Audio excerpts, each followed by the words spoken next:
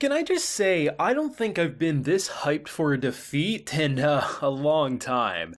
Don't get it twisted, man. Losing Batra is devastating not only for emotional friendship reasons, but that is a player you don't want to go up against more often than not. But the fact of the matter was that 5-2 victory. Here's the thing. I was completely under the assumption they could lose. But not that quick. I thought what would happen was we'd maybe leave it off on a tie this week, we'd come in next week, and if they lose, they would lose. But the fact that it was such a crushing defeat, just like that, man, and to see Asagi arguably at some of the lowest we've seen since the show kicked off. Yes, he was excited to see some of this insane talent, but I mean, he was almost useless. And not to say he's not talented, but I mean, it really puts into perspective, he has a long way to go. But was this the wrong play?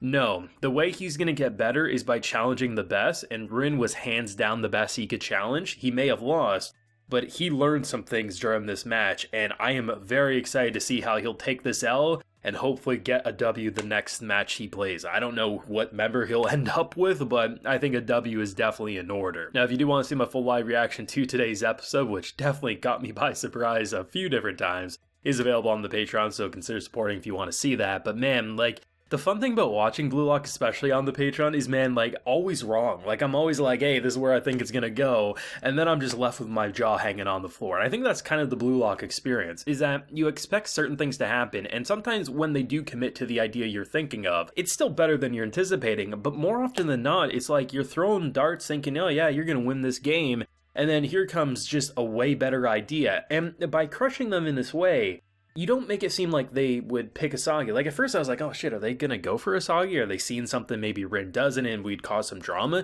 No, they took the player that would be their best instrument. So each of these three players, they have no teamwork, but by themselves could get goals on them. And the only goals our team ended up getting was when they worked together. Here's the thing, if they're that talented by themselves, if you add in someone like Batra who's very good at passing and basically getting the ball to where it needs to be, that team is going to be a beast. And I'm very excited to see him at some point. It's not going to be in the immediate future. It could be the next section, the next selection down the line. But if we get to a point of either A, Asagi has a chance to bring Batra onto his team, or 2, you know, it's basically, can you imagine a situation where both teams, Batra's new team whenever that pops up, and Asagi's new team whenever that pops up, whoever loses the match gets eliminated for good. That would be so emotional. That would be pain. But yes, we know eventually only one can be left standing, but you don't expect it that soon, especially with two people who since minute 1 of Blue Lock, or at the very least the end of the first episode, they were like that, man. They saw the monster within and they were working together.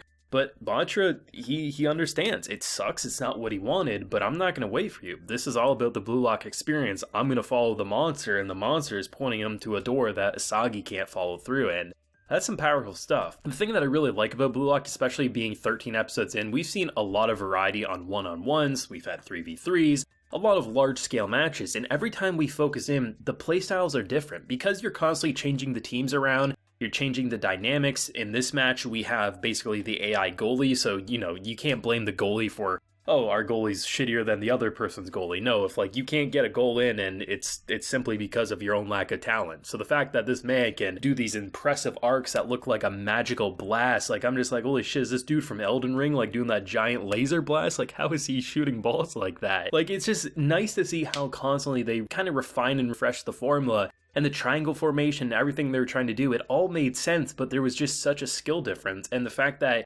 even with so much unity between their team, the sheer power of one person being able to overpower and overwhelm them, I mean, it was heavy. The thing that I really hope the anime community doesn't do is rip into Asagi as being useless or he'll never grow.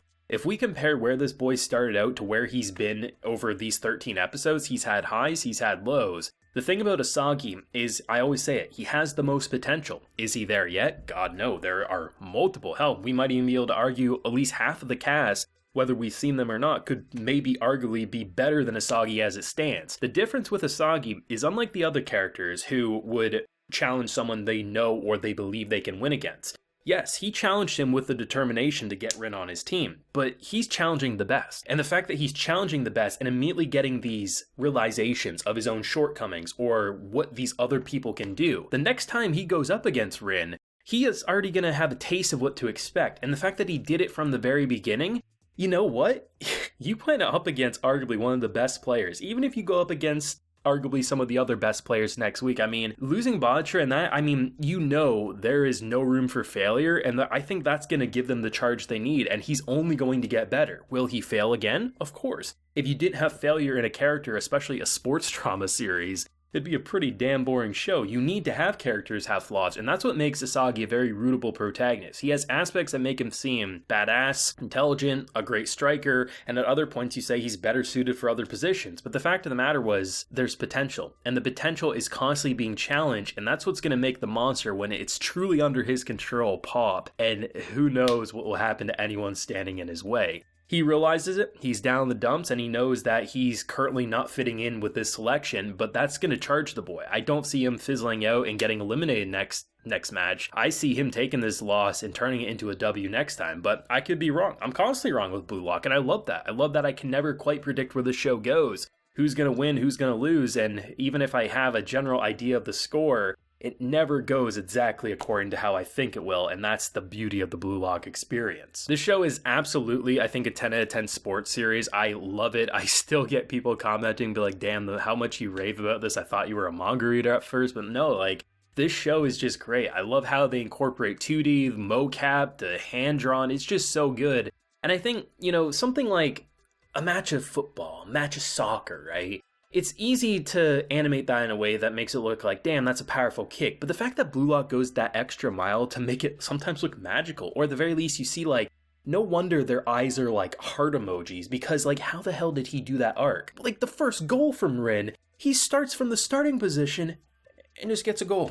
And I'm like, no wonder my boy wants this guy on his team. He's egotistical, he seems like a prick, but that dude would be a killer team member. The issue, I think, is had he brought him on, like say they ended up winning and got Rin, he would have just overpowered them. There would have been a lack of teamwork, and I think they would have tripped over each other's shoes. So I think actually losing would probably be for the best, because now he can really build a team, and he has a taste of what the best feels like and what it can do to him. So I think it's going to be a good lesson, but maybe that's me just hoping for the best because I don't want to see Asagi lose, but I think that's the direction they're heading, and I really commend the author for how they're writing everything here, because it's definitely some of the best, I think, character drama writing I've seen in a sports series, even outside of anime. But I'll pass the torch over to you. What did you think of this match? Did you expect it to end this quickly? I think a lot of people might have expected Asagi's team to lose, but did you expect it to be over in a single episode? Because I definitely wasn't, and man, once, even when it was like 4 and they only need one more point, I was like, no way, we're gonna cliffhanger this, and here we are. But thoughts and feelings yourself, theories, if you got any down below, leave a like if you enjoyed, subscribe if you're new around here. Like I mentioned, full live reaction is available on the Patreon. You can also get video shoutouts, so do consider supporting that if you so wish. So until next time, everyone, please take care and have a good one.